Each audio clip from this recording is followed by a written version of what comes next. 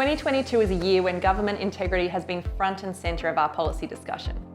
There have been no shortage of examples of federal and state governments using public office for their own political gain. Whether it's giving well-paid and powerful jobs to mates, or brazenly undertaking and then defending pork barrelling. Australians have not always liked what we've seen.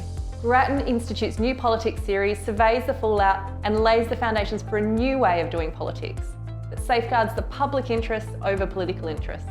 The first report in our series outlined a better process for making public appointments, one where merit is rewarded over mates. We recommend a new Public Appointments Commissioner to oversee appointments and to report to Parliament. The second report in the series lifted the lid on pork barrelling in Australia. State and federal governments often grant money to particular electorates to try and win more votes.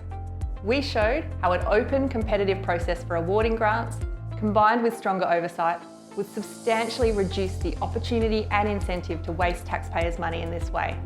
The third and final report in the series called on governments to reform taxpayer-funded advertising. Governments should not be spending money on partisan messages or spruiking their own achievements.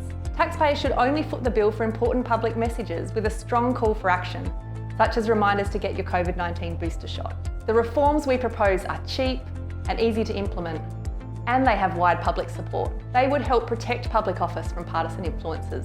Governments may be reluctant to implement checks and balances on their powers, but these reforms are ultimately in their long-term interest too.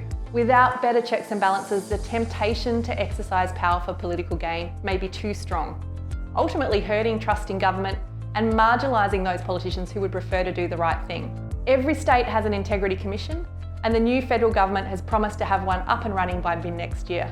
These commissions are a critical last line of defence, but our New Politics series shows that upstream reforms are needed too, before the damage is done.